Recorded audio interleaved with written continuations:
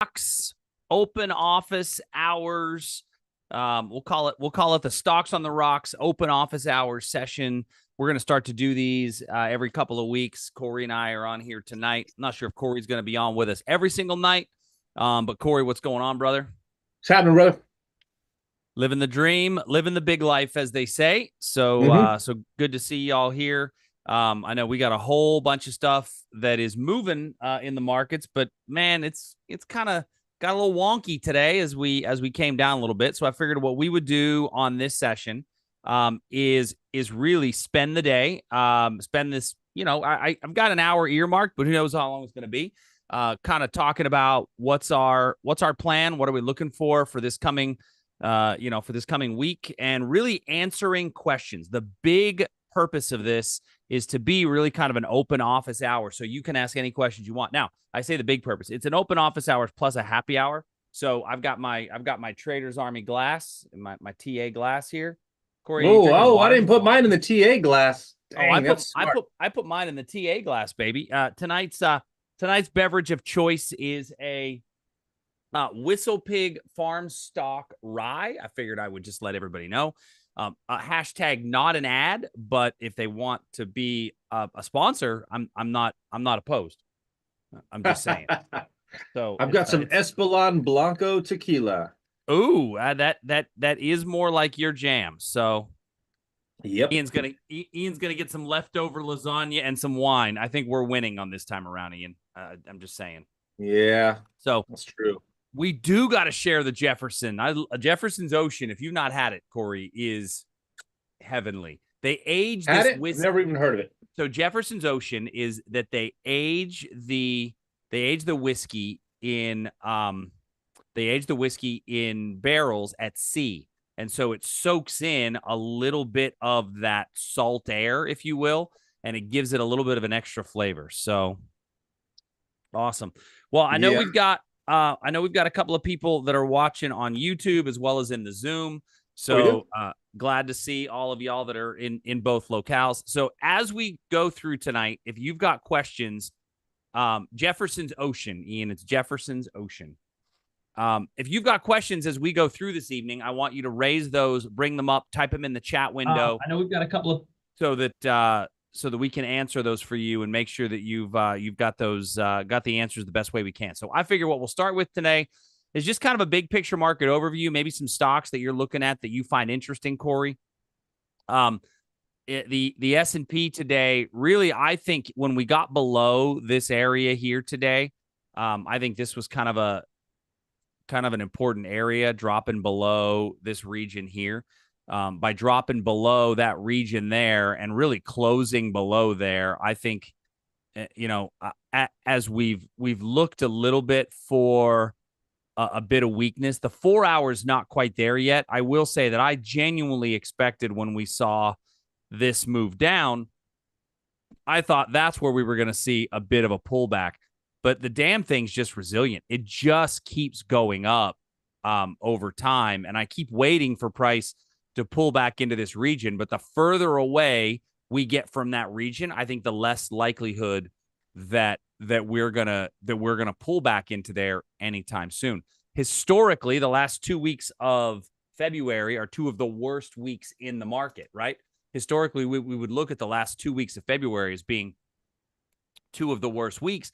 But in reality, that just hasn't been the case. It's just been extremely resilient. And I'm not sure if that's due to the election year, right? Let's just continue to prop this thing up no matter what. It feels like it's being propped up, but I don't know what your thoughts are on that, Corey. Well, I mean, yeah, maybe propped up, but also like I'm not sure that everything is like I hear people talking horrible, horrible, horrible, but I just lean on the fact that the market is still going up. And I'm like, I get that things are horrible, but you can have optimism in the face of stuff's just not all that great. Maybe economically or politically, depending upon what you're talking about. And the market can go up in the face of all kinds of negative stuff. This happens all the time with earnings. We've seen it 1,000 times, and counting, that you'll have a company that posts poor results, poor outlook, And why in the world would a stock gap up in that scenario? I have no idea. It's Yeah. just that's just I mean, I don't know that that's manipulation. I don't know if that's Well, just and sometimes you see it shrugging it the other off. way too, right? Stocks Oh have yeah. good earnings and they gap the wrong direction, right? Yeah. Things Yeah. things that we think should be good will completely gap the wrong direction. I mean, I know I was just looking earlier today at Square, right? Had good earnings, right? Boom, popped way up and then immediately started to sell off on that. And I know Mm-hmm. that's one that you and I have been looking at in the past. Made a But lot of I do square, yeah. find that pretty interesting how that shot straight up. So Yeah, I mean it happens all the time, which is why primarily from a swing trading standpoint, I do not make it a habit of holding through any earnings announcement.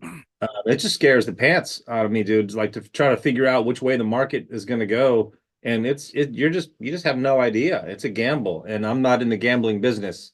I'm in yeah, the probability I'm not business. a big fan of the gambling idea. It doesn't make sense for me. It's not my jam. So, um, well, I mean, when you're looking at, and by the way, if you guys have any questions or anything that you want to type in, please type them into the chat. Corey and I are primarily here to use this kind of as an open office hours and answer questions as you have them. Hugo, great point. Aren't we trying to make money no matter which way the market's moving? 100%, right? I am not tied to one direction or the other. I have no interest in being emotionally attached to one direction or the other.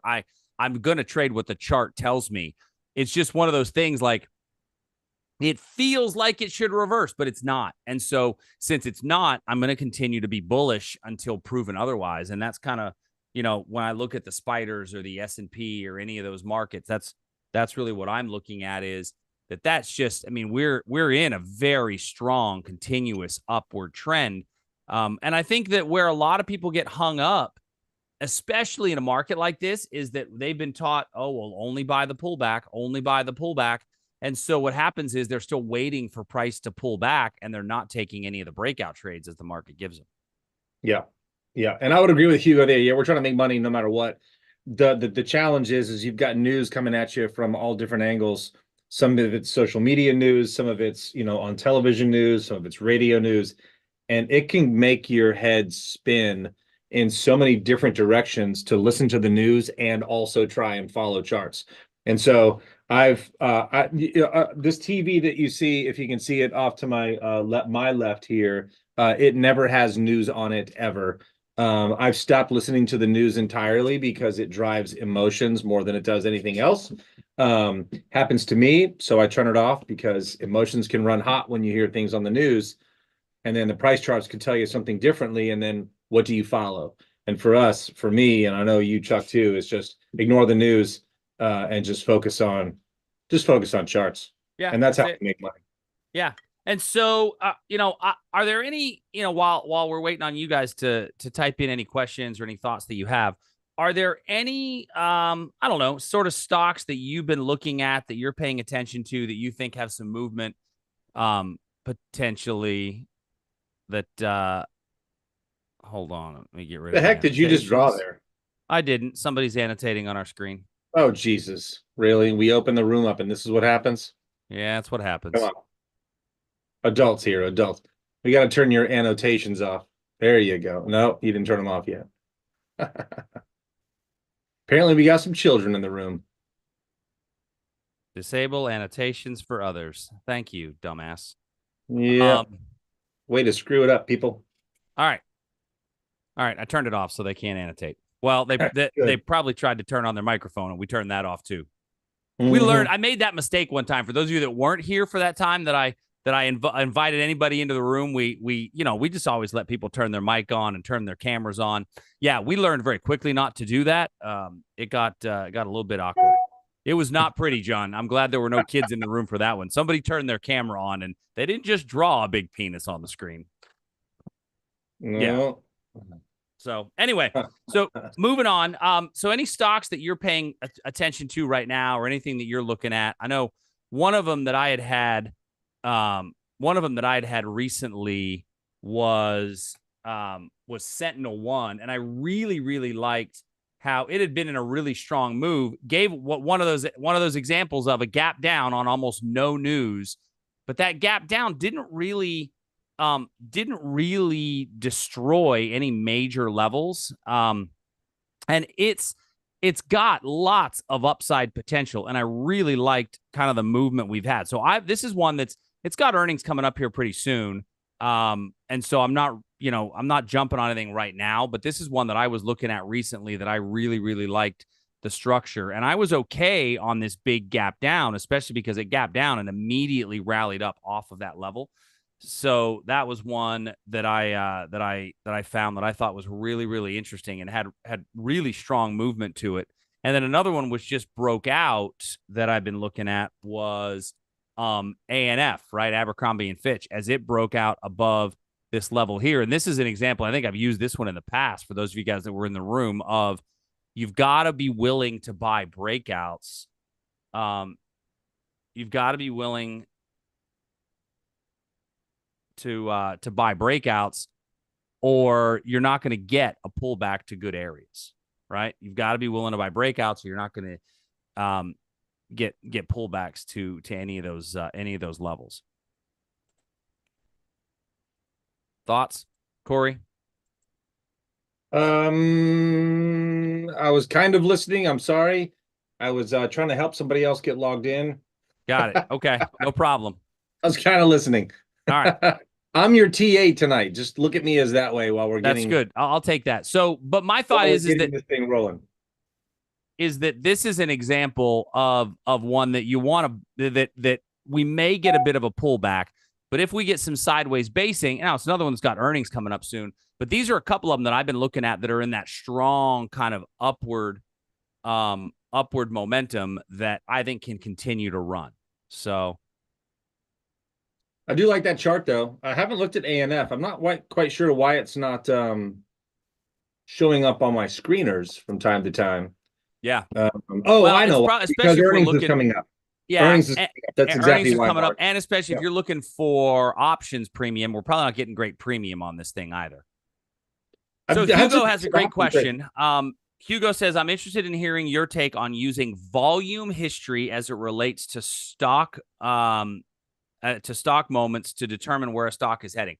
I love this. So I think volume has a lot to do with the commitment of a move. I look at volume specifically when I look at the commitment of a move. And so, for example, let me see if I can't pull it up.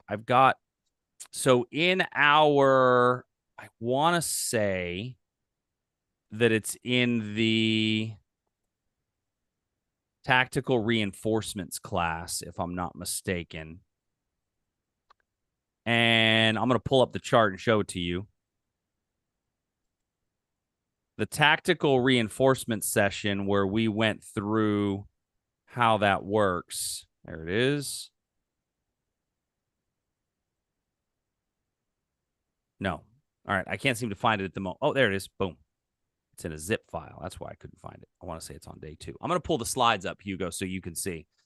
And so this is, for those of you that have not seen the tactical reinforcements class, this tactical reinforcements class is really designed around what are the things that we use to reinforce our trading and investing decisions. And one of them is volume, right? And so with the way we look at it is that there's 2 types of volume. There's time-based volume, which is how many shares were transacted over a period of time. But then there's also price-based volume. And price-based volume is volume based on how many shares or contracts. Oh, I'm sorry, Mary. My daddy's talking.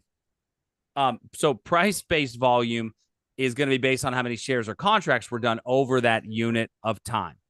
So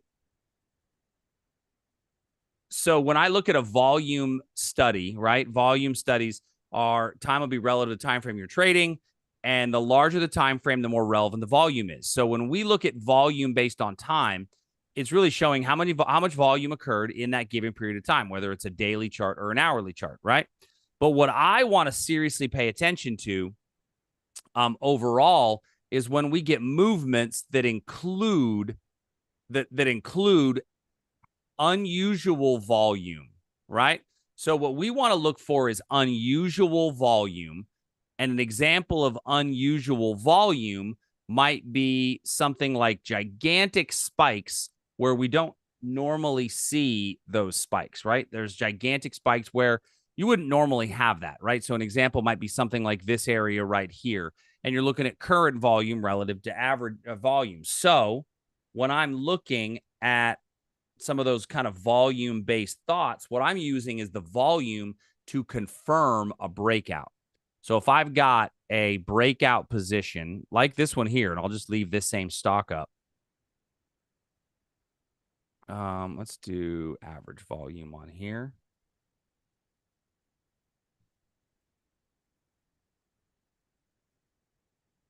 Okay, thanks, JJ.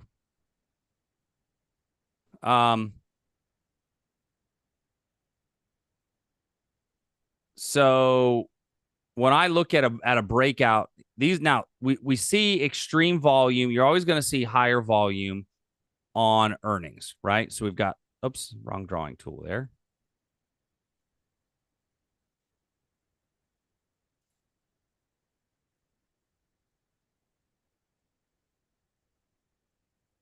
So here, and here we certainly have. But what I want to pay attention to is more along this. So you see right here how we had a breakout.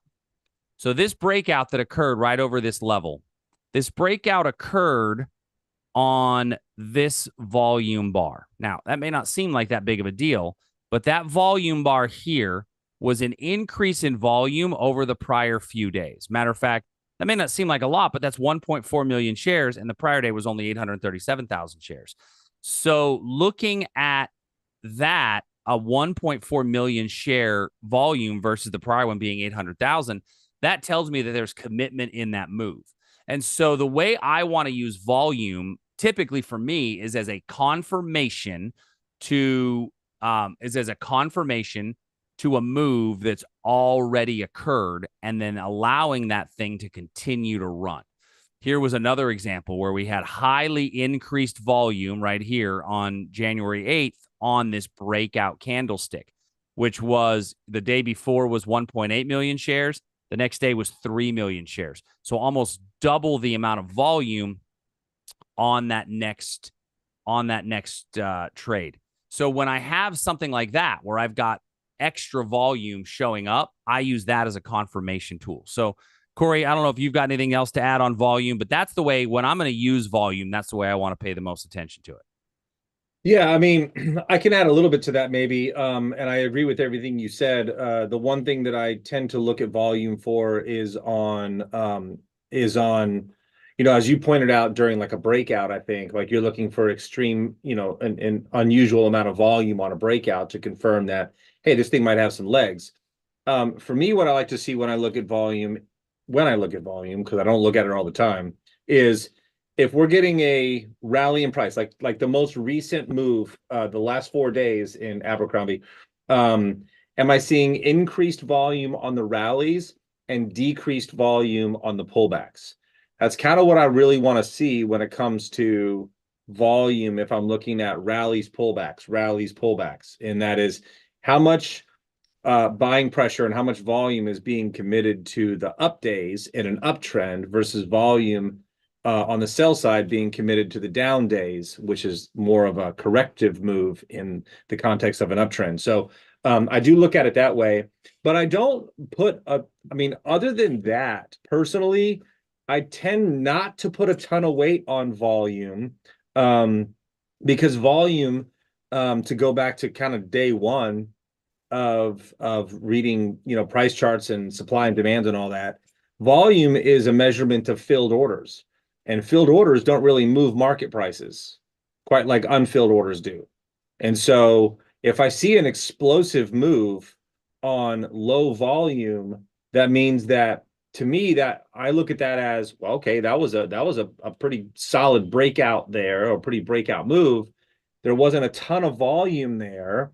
That doesn't mean that there weren't a ton of orders there. And I think that's the thing that we have to remember sometimes is volume is just filled orders. It's history, it's past. Those folks got their orders filled, they got what they wanted, and they've moved on. It's the unfilled orders that you can't see.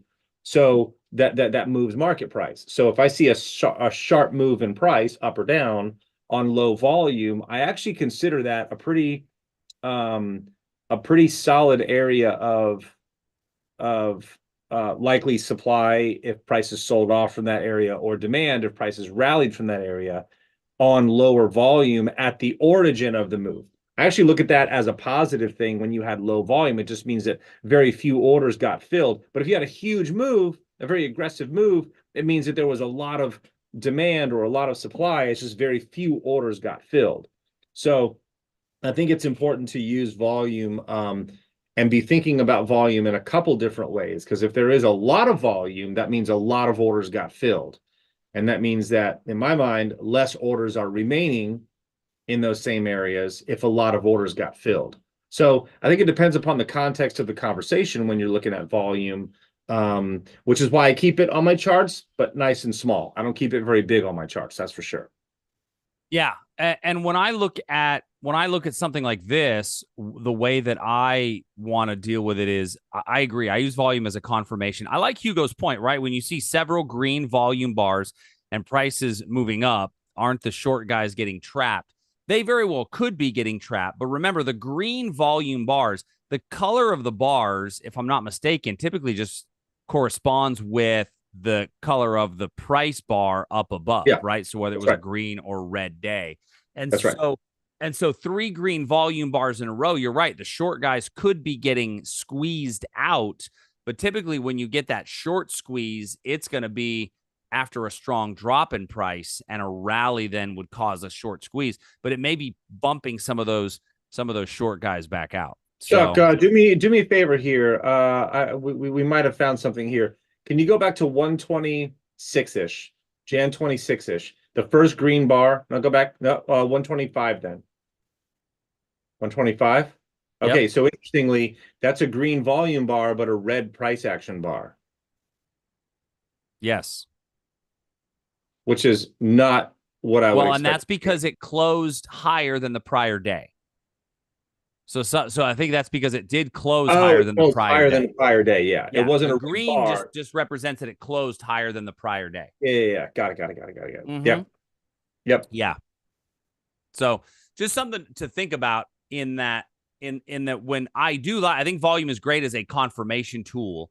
But you're right. It could be, showing a lot of the short guys are getting bumped out if we see price start to run right up. The question is, how much money do those short guys have in order to stay in it? So, Oh, you know what? The answer to that question is no one will ever know. No, they will not. And Unless usually you it's more ask than all me. the short guys. So, good question. We actually did get Joe. What's up, man? Asking if we can look at the NQ and the ES 60-minute at 2 p.m. for a confirmation entry. So let's look at the ES 60-minute chart. Get rid of my. And then in YouTube, Chuck, we have Euro USD. All right, let's take a look at that. Next. All right, so 2 p.m.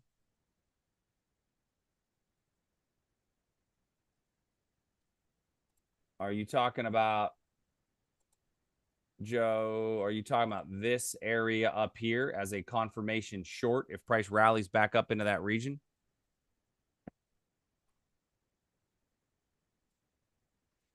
Because, I mean,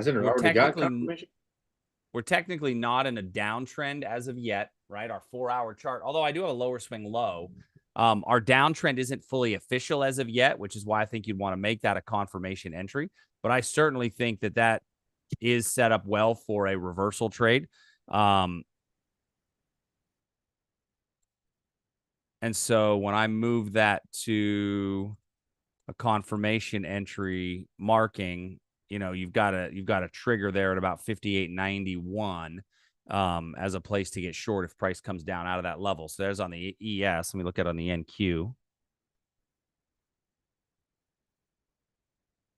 So, on the NQ, I have a lot of drawings on here. If you have a lot of drawings, eventually one of them is going to work out. That's right. You draw enough, it'll happen. Now, I like the NQ level a heck of a lot better for a short. I really do. I really like this. I like this a lot better for the short because I really like that upper wick and that price action. I think you're actually going to be better off though if we get a breakdown trade below here. I think your better trade if you like that short is a breakdown below here. We're getting some really nice basing. Frankly, I wouldn't be mad at you if you shorted below this candle's low with a stop above this red candle's high. Just keep it super tight. Allow that thing to run overnight. And if we go down overnight, then we go down. So. Yeah, and the NASDAQ is like from day to day over the last week has been showing more relative weakness than Dow and S&P. So I think that on a small time frame, like what you're talking about now, hourly charts, I think there's a very reasonable chance we head lower. But even on a daily time frame, I think we're kind of due for a pullback. Yeah. In general, just based on that.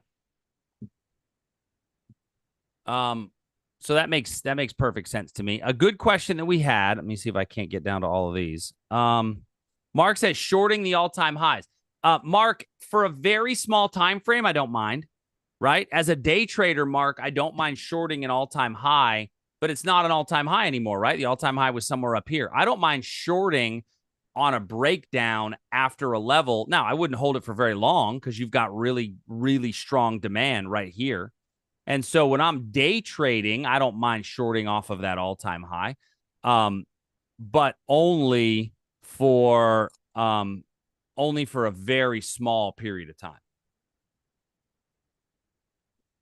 Yeah, I'm not shorting this thing on a swing trade, but as a day trade, that's where I would look for that. So, no, swing trading would be bananas to be shorting this thing.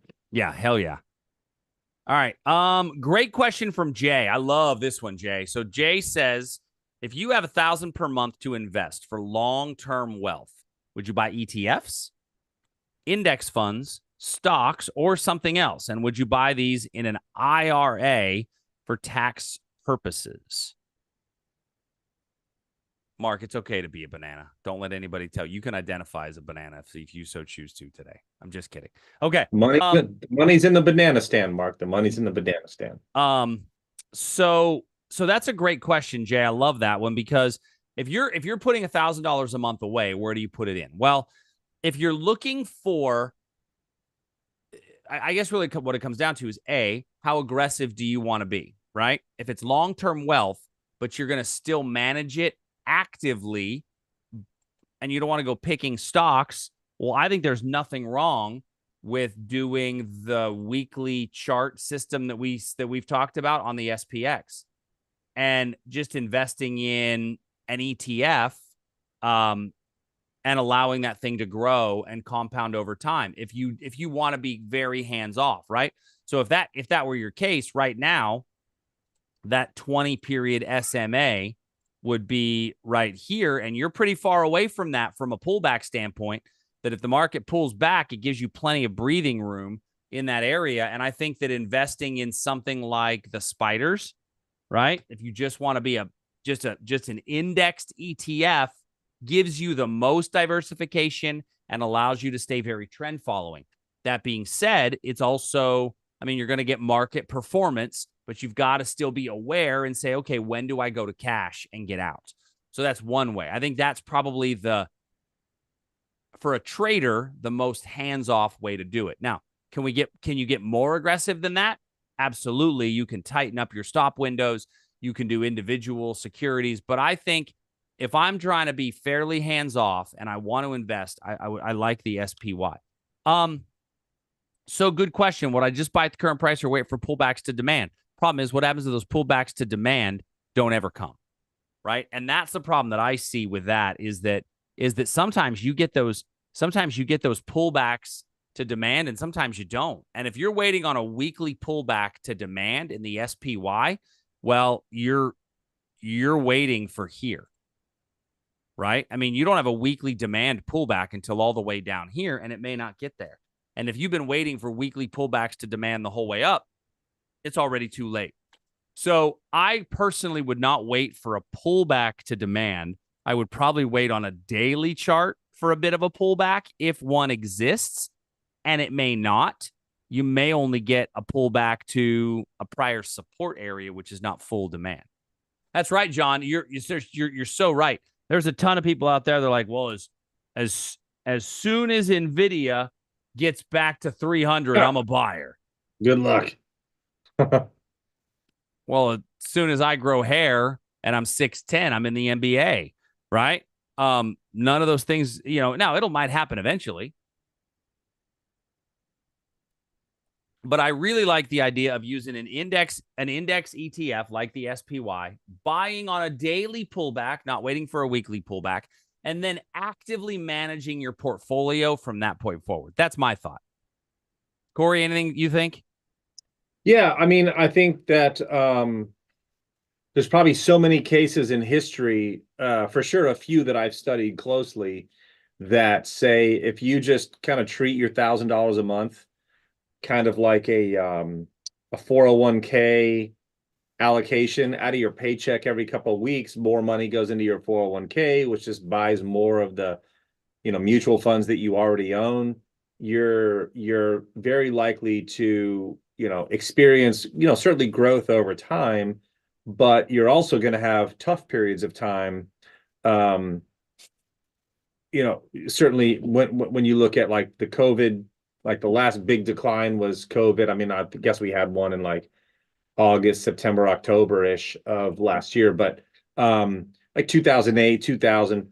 And the one thing that I think is going to hurt probably more than anything isn't buying as prices are going higher. So what I think would hurt the most over time isn't managing risk when the market tells you the whole trend is shifting and things are dropping at an exponentially quick rate.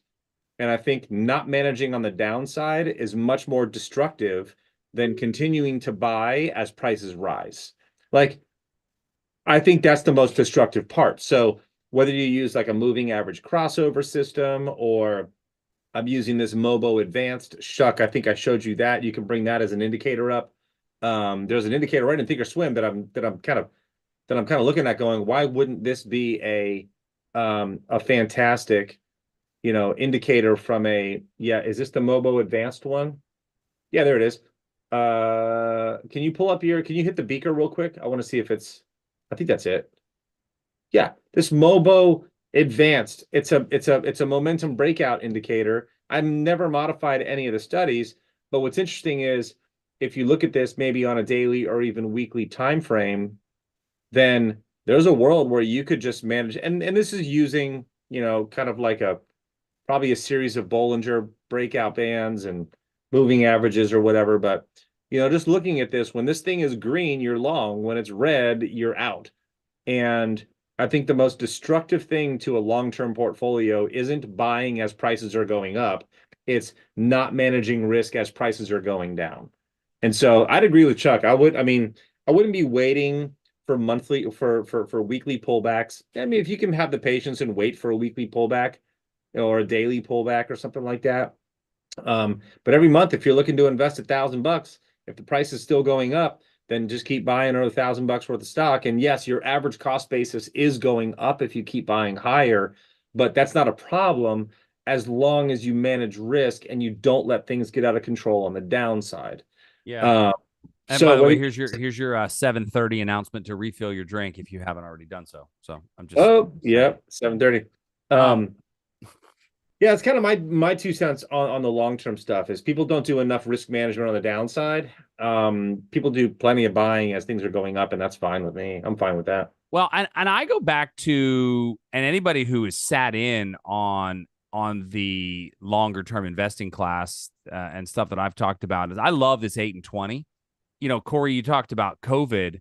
If you go back 10 years and look at this stupid 8 and 20 system, the 8 and 20 said, okay, we should probably be out of this thing right here before the major COVID collapse, even before the 20% market pullback that we had in 2022.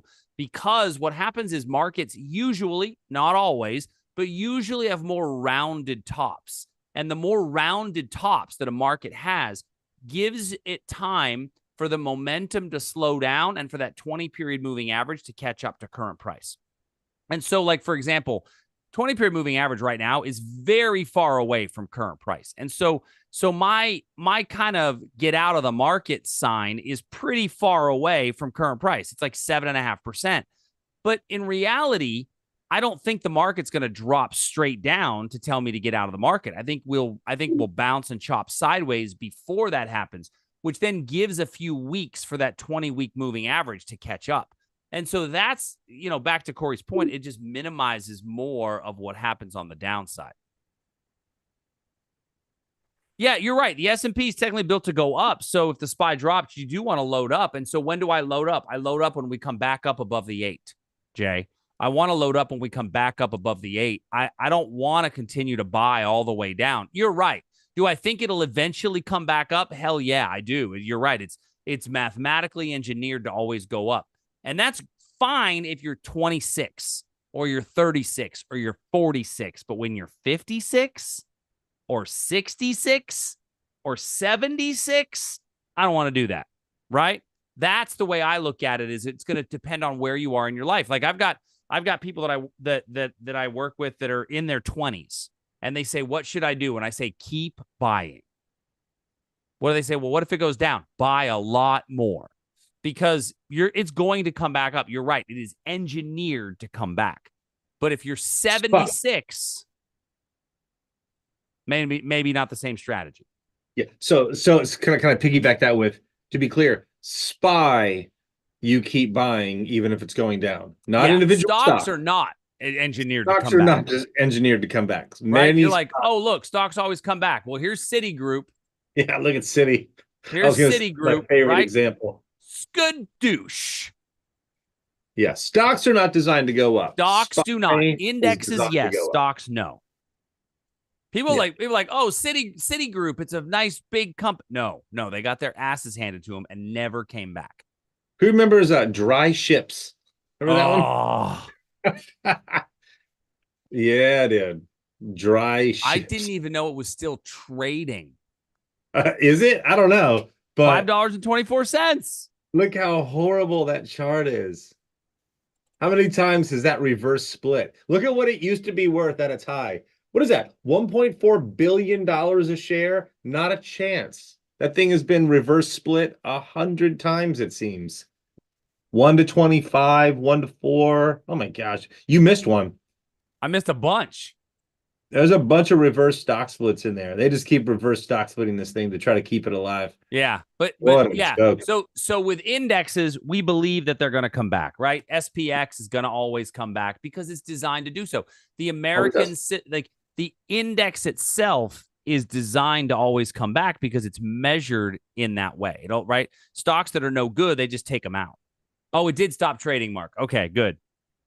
I was going to say it has to have stopped trading by now. Oh, yeah, you're right. I see that. It stopped in 2019. Yep. Ugh, okay. Gosh, thank goodness. Hey, don't forget, Jim's asking on YouTube, can you look at Euro USD? Absolutely. All right. Yeah. Let's use a 4 hour. Not futures, currency. Yeah. There you go.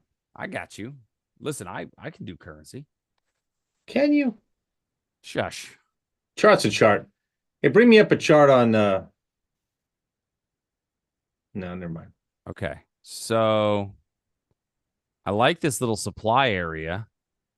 We've hit it once and we traded more than 50% of the way into the zone. And so what that means to me is that this level is now a bit weaker, but it's still strong enough that I need to pay attention to it. And I cannot short at this level unless I short it as a confirmation short, because we've already traded more than halfway into the zone and we're in an upward trend. So this area of supply to me is no good. That being said, this area of demand down here on a 4 hour, let's look at it that on a 1 hour. If I look at that on a 1 hour, that area of demand looks like it's been touched a little bit more than I would be comfortable with. And so I will say, to me, from a day trading perspective, it's a hold, sit back and wait. there's nothing here that I would want to do because of the supply above me and the demand below me. Now, when I go a little further and I'm on the hourly chart of this supply, this is the real level, and we filled it up, right? So we came all the way to the top. So I'd actually be more inclined to say if we have some sort of basing right up in here to look for an upside breakout than I would for a reversal. Where we are today, I don't love the demand below me on the hourly level. If I went to a 15, I'm okay with this. So your 4-hour trend is slightly up, but there is some supply above us. And you've got this little 15-minute level here, I think, that's fairly clean. So from a day trading perspective, I think you got a little 15-minute demand there. But I really do like the hourly breakout level above here as the better way to go overall. Okay. Let's see. I think somebody else had a That question. thing looks like it's starting to maybe try to want to be more bullish than not. Yeah. I think That so too. I think more bullish than I not. And can't. the dollar, you got to remember also, we got to look at the dollar when we talk about this. The dollar, a Yeah, weakness in the dollar, which is really ultimately what we're looking at here. There's weakness here in the dollar. None of this is great demand here in the dollar. And so this continuing to drop will be bullish for the Euro USD and bullish for the market in general. bullish for equities. Yeah, for sure. So Hugo has a good question. He says, along that line, I have a question. For getting funds availability, I want to purchase a high dividend stock in each sector, but use selling puts to acquire them. If it gets assigned, I'm fine with it so long as I can get it for a favorable value. Determining fair value is hard for me. Got any suggestions? So we're looking for stocks that pay a decent yield and something that you'd be interested in owning. Corey, does anything stick out to you in your brain off the top of your head? Well, I mean, I guess I'm not sure what the question is exactly. Like, how do I find those Yeah, yields? I think it's best to start with how do we find them? Yeah, so like I have a scan built, I think. Let me See, see I if I have can one find it. for dividends, a basic option screener scan for dividends. I do too. However, my option screener for dividends includes higher volatility stocks. So Yeah, I think for me, that would be give me some juicy premium on high volatility stocks, but maybe you don't want to actually look at that because a high volatility stock is oftentimes going to be basically waiting on some sort of news to come out. And right. you could experience some devastating move lower that's like, oh, crap, I did want to buy it at that price. But now that that news came out, maybe I hate that price. Yeah, And so my dividend screener, I probably want to remove some of the factors here. Um, and I'm trying to look at my dividend screener while you're still talking there, Chuck. But sure. Well, and I'm looking looking at mine. So I've got my screener up here as just something to kind of start with. And I've got the volume over 750,000, the stock price from 5 to 100 because I was looking at options selling. Return on risk for the option at 1% max, days to expiration 15 to 38, and then open interest 10,000 contracts, dividend yield 5 and above, and it really only gave me 3 stocks to look at. I was Right? going to say, I did mine 10% and above, and Pfizer is not on the list. Arbor and Vodafone are, but we're in a similar area. Yeah. So now Hugo's got a list, and so he's got Sterling dividend growth history. So let me look at it. What's your Hugo? What's your minimum dividend you're looking to actually receive? And we could maybe adjust our screeners, and then if that screener works really well, then that would be something that we could, pass around to the community for sure. Sherwin Like, what's Williams. I mean, the stock itself looks amazing. awesome? Yeah, I mean, who doesn't need paint? Caterpillar, so industrials. Franklin Resources, I don't know much about, but 31 cents every quarter is pretty strong on the dividend growth. I like 25.50 as a buying point, though. Love 25.50 as a buying point. Matter of fact, would I be willing to sell puts on that? I'm serious.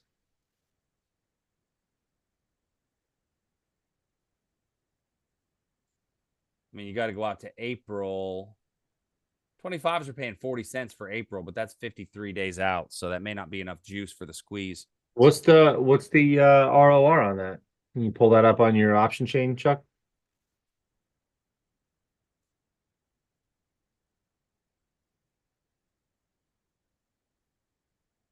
I mean, you're bringing in 40 cents on a $63 risk on the short at the short strike at the 25, and it pays a pretty juicy dividend yield.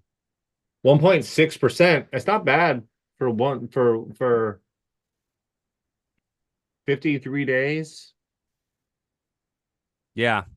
Well, so great question, Hugo. So his question is how to best determine fair value to buy a put. Okay. Or to sell a put. So, oh, wait, to buy puts or sell a put? Do you mean, yeah, Hugo, do you mean to sell a put in order to acquire the stock? Is that what you mean on that? Okay, yeah, to sell.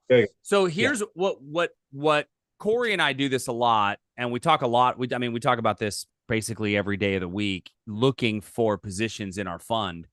And the thing that we talk about is what's the rate of return that we want to get for the amount of time that we're in the trade. And so if I can get enough, I always ask myself, is the juice worth the squeeze? Is it worth the effort for what we're going to get out of that position? And so let's use this one as a great example.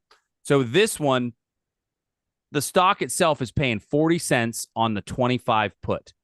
Well, first of all, what I want to do is somewhere in that 30 to 45 day window, I want to make sure I can get 1% for the option premium. So as long as this is paying 25 cents at 30 to 45 days, I'm going to be okay with that. Now, the problem with this is that it's not 30 to 45 days, it's 53 days. And so by being 53 days out, we got to get more than 1%.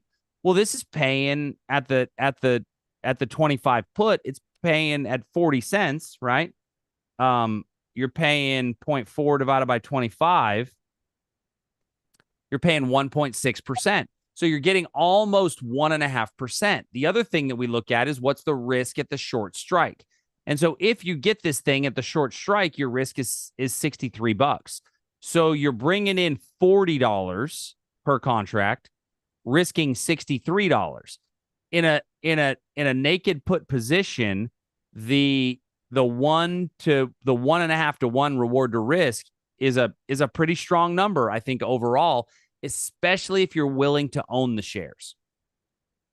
Right? So I think more than fair value, it's where is there an area of demand where I think the stock could go up? And can I get 1% for the amount of time that I would sell that option? And that 1% comes down to a dollar amount per day. Right. Right. A dollar amount per day. So like at main stage at the hedge fund, what we look at is this premium paying us enough money? And sometimes when you look at the premium per share, it's not always clear. But if you say, I'm willing to risk $1,000 in one trade, I'm just saying, like, I'm willing to risk $1,000. Well, let's say we're willing to risk 1,000. Well, at that point, we literally take our contracts up until we get to 1,000. So in this case, it would be 16 contracts to get us to the $1,000 of exposure. Yep. And then if you right click on that order and pretend to confirm and send, don't have to confirm and send it. Right. That's $640. So so $640, it's like, okay, is that enough money? Well, that depends. How much is your portfolio looking to earn? So if you have a $100,000 portfolio and you're looking to earn 1% on that for the month, for instance, you need to earn $1,000 for 1 month. Well, what is that daily rate for 1 month? What is the daily rate? And then you can say, okay, well, if the daily rate is $1,000 for 1 month, and I'm doing a calculator, you can't see my calculator, divided by, let's just say 30 days in a month. Some have more, some have less. You're going to be earning $33 a day, right? $33 a day.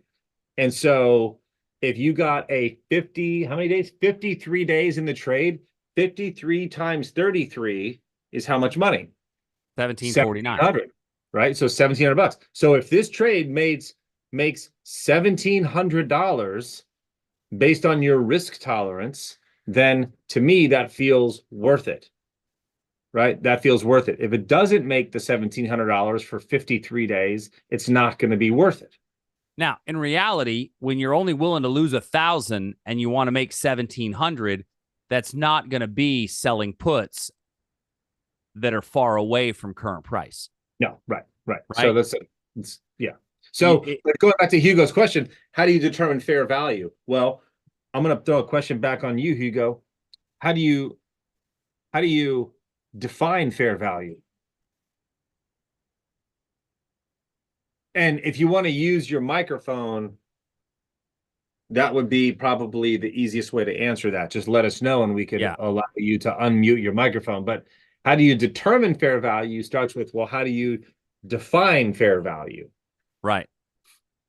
So we can look at a price chart and say, here's what fair value looks like. Price trades above this basing area, trades below this basing area. We have this area where price seems to be very attracted to. And I think that on this stock in particular, I think probably 20, correct me if I'm wrong, Chuck, but $26 looks like pretty fair value to me.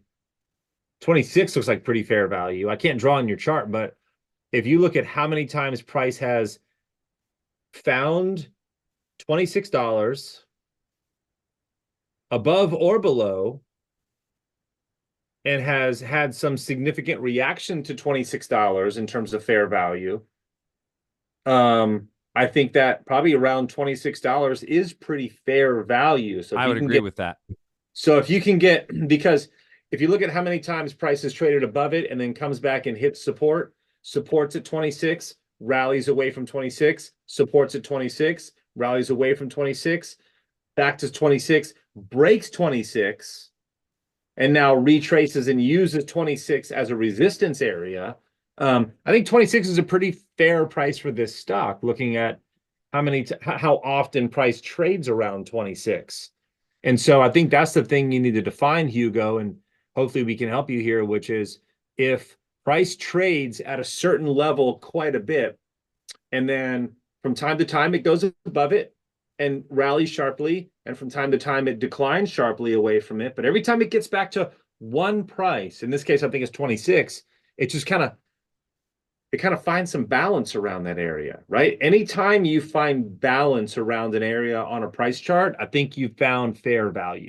And you got to think about, like, the areas where price accumulates or consolidates is going to be a fair value of price, because it's an area where both buyers and sellers, they agree that whatever that instrument is correctly priced, right? Based upon the underlying fundamentals. That's what that means, is that at some point, the market thinks that's a fair price value area based upon fundamentals. And you're going to go up and down a little bit from that area.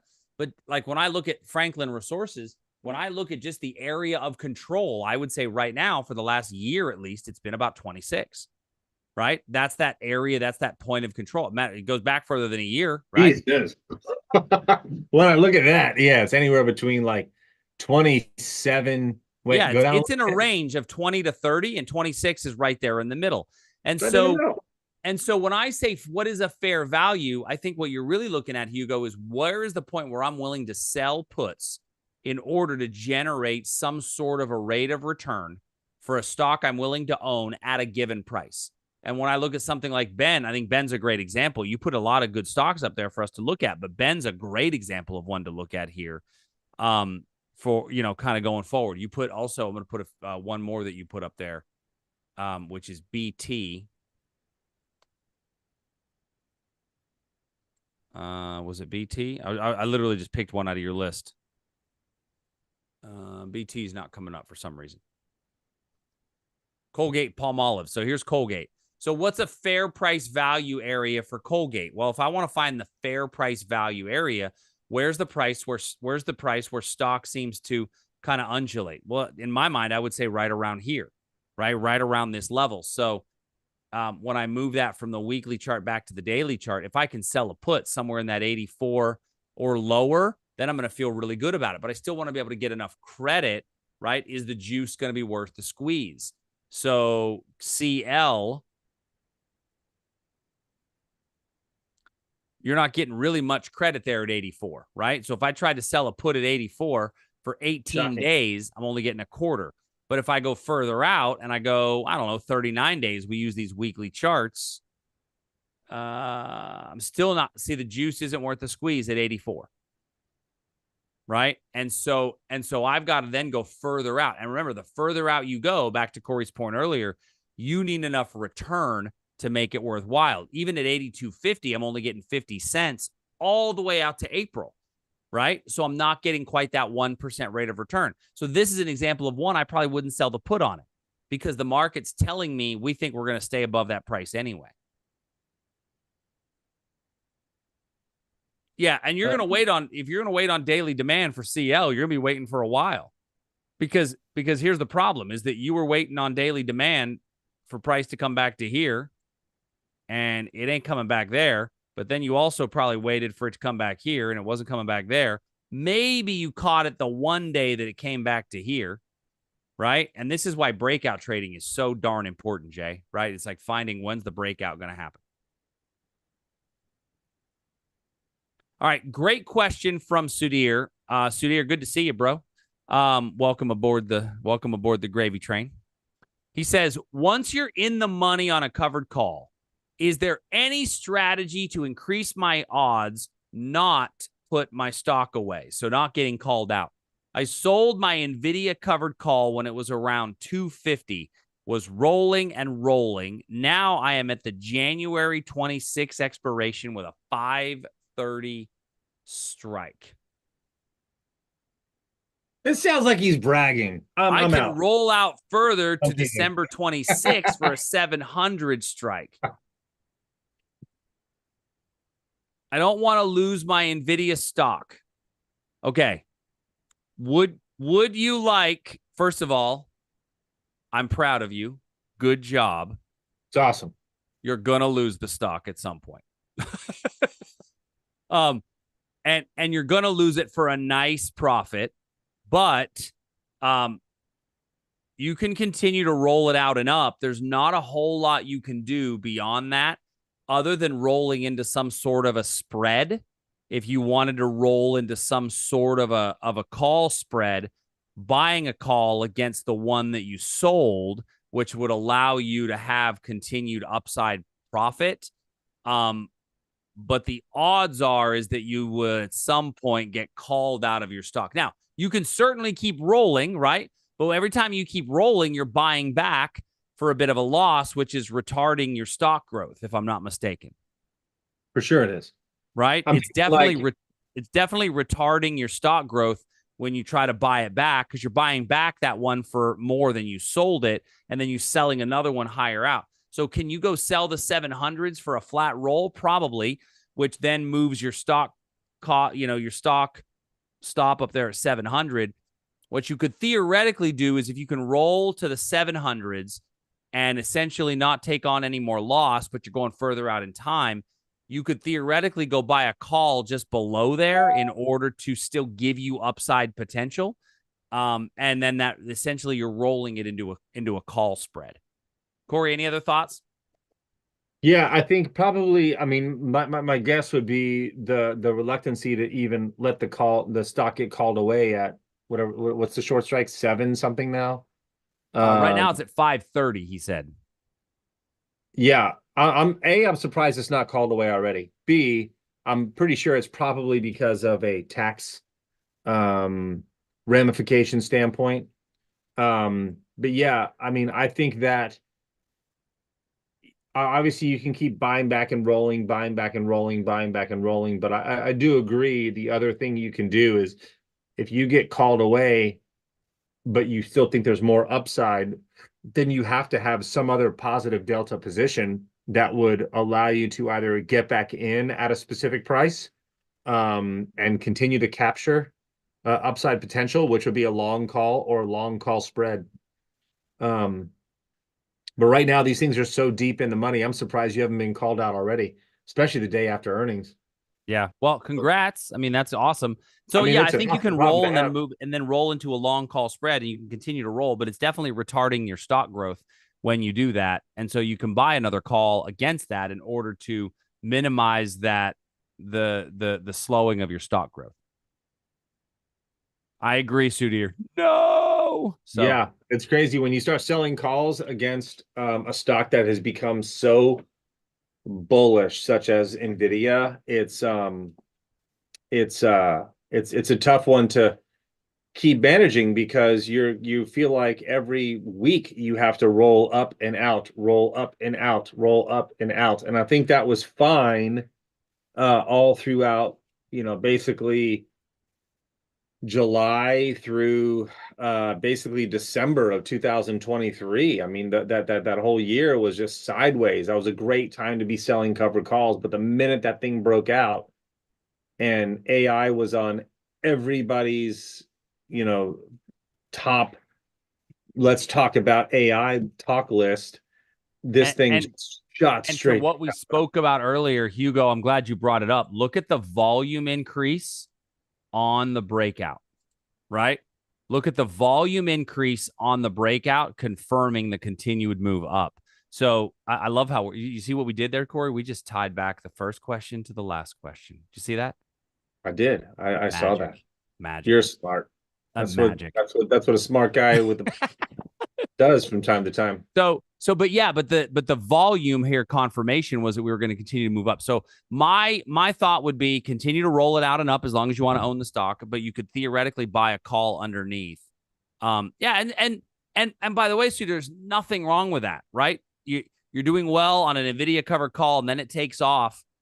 That's what a covered call is, right? You're willing to give up some of that upside potential in exchange for a lot of that premium. So Yeah. And I think the important thing to point out here is that Sudhir, like it feels like we're losing money when we sell calls against a stock that just rips to the upside. But there is never, I use the word never like loosely, but there's almost never a point where your net delta isn't positive in a covered call. Even now, it might be neutral delta because you're short some deep in the money call option, but in a covered call, you're almost always going to remain positive delta. So you're always making money in the situation. The frustrating part, which I'm almost positive you're kind of trying to reel with and deal with right now, is I could have made so much more money if I didn't sell those calls. You're probably right. You could have made a lot more money if you weren't selling covered calls on such a bullish stock. So um, one thing is if you think that Nvidia is going to continue to be this bullish, you could just buy back the short call and stop selling covered calls. You don't have to sell more covered calls. You'll just have all positive delta, 100% of your positive, long shares delta. But the minute you sell a covered call, you just reduce your positive delta. You never go into negative delta. So you're never going to lose even as the price of the stock goes up, you just lose some upside opportunity. So right. it's nothing to beat yourself up over, but it is frustrating. I get it. It's frustrating. I left money on the table. Great. We all leave money on the table. Let me give you an example of we all leave money on the table. There's 14,000 stocks tradable every single day today. I traded 4 today. How many did you trade? There's a lot of stocks we left a lot of money on the table with. So it's just like, I get it, right? I get it. I traded 4 things today. There's 14,000 tradable things out there. Like we kind of have to get over leaving some money on the table. But again, there's nothing stopping you from buying those calls back. The calls will be bought back at a loss, but they're financed by the profit in the shares. So always think about anytime you're in a covered call, you buy back a short call for a loss. I meant to That's just trade Super finance. Micro again, but I forgot. Freaking super micro. Yeah. That thing just put in a lower high though, but that thing is nuts. And Yeah. we have a member who's day trading that thing and he's going bananas. You're right, Jay. FOMO is real. Fear of missing out. So, hey, last Yeah. question of the night, and then I want to wrap it up. Yeah, Hugo, again, Corey and I literally just talked about you before you jumped on. And so, yeah, we want to make sure that we can help you guys. And so thank you for jumping on. Those of you that jumped on tonight's session, we want to make sure that we can go over some specific trades and slow it down a little bit when you guys have questions. I'm glad you did. And we did open this up to kind of everybody to come in and join. And occasionally people that come and join are not people that are normally part of the community. And so I apologize for jackasses when they jump in the room. Because we have no control over that. But one of the things we're actively trying to do is to grow our community, right? We want more people to come and join Traders Army that want to be part of a good community. So if that's something you're interested in doing, please do so. So Caterpillar, real quick, John asked a great question about Caterpillar. He said a Caterpillar short put for April paying 2% at 310. And it's paying $5.60 by 645. She could probably get that for around $6 on those 310s. I think that's a really good number, John. The 2% is good. I don't love the 310 price point. And the reason I don't love the 310 price point is I feel like we've slowed momentum as we've come up into this region. Now, it does set up actually really nicely for an upside breakout. I like the fact that our volume has decreased as we've gone sideways. And so I'd be more comfortable at the $300 price point because I think you got better demand at 300. And at 300, you're still getting over 1%. So you're still getting 1 to 1.25% at the 300. I think that's a pretty good area. And so I personally would like the 300 over the 310. If you love the 310, you could even consider doing the 310 by 300 bull call or bull put, because the 300 by 310 bull put is paying a 252 credit on a $10 spread. So if you really like the 310, I would actually probably do the bull put in this case instead of the naked put, because that 310 just feels close to me for 53 days, and it feels like that would be a roll. So, Corey, thoughts? Well, yeah, you know my thoughts on this, Chuck. Yeah. If I'm trying to sell puts, Corey wants to sell puts down here at like 240. if I'm trying to sell puts, it's Corey's because like, I want to sell puts that are far enough away that I can't smell them if they're dead. Yeah, exactly. I'm trying to not manage stuff if I can help it. And that's the whole reason that I like to sell naked puts. Cash secured puts, a little bit different. I like to own the stock where I want to own the stock. Cash secured puts, fine. Naked puts, I'm not trying to manage a position. I don't want to roll it. I don't want to have to deal with it. I want to collect the premium, and I want to not see price get there. Call me State Farm, but I don't want you to call me and tell me your house burned down. I don't. I don't. So 310 would be awful close for me, for sure. 300 would be questionable. 290, I'd be down with that. Yeah.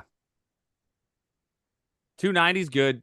300 I'm good with because of this area of resistance up here.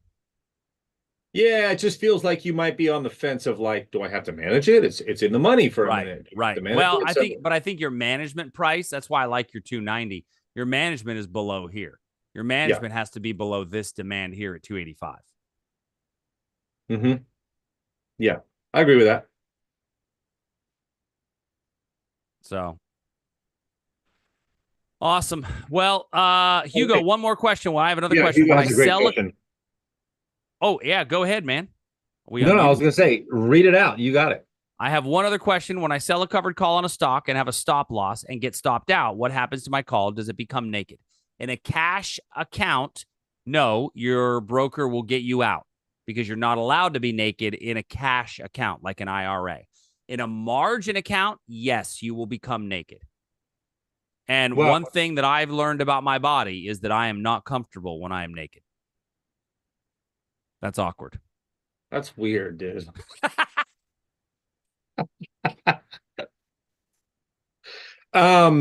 So to be further clear, I think, Hugo, if you try to sell your stock, but you're short a call in an IRA or a cash account, I actually think they'll let you place the order to sell the stock without first buying back the call. But I think the minute that condition is met and you try to sell the stock, I think at that point the broker is going to reject your order to sell the stock because you're still short the call. So I think you would find out really late, or in an unfortunate situation if you're away from the computer, that if you tried to sell your stock and it went below your price, you're like, oh, sell the stock, that your broker would just reject that order because that's an illegal position for you to be short the call option. So I think that what you would want to do, the most proper way to close a covered call position with a stop loss, is to either first buy back the short call for whatever it's worth, then sell the stock for whatever it's worth. So it's a not multi-leg, but like one triggers a sequence of orders. First buy back the call, then sell the stock. Now in Thinkorswim, you can say close the covered call altogether, which is buy back the call, sell the stock at the same time, market price, if this condition is met.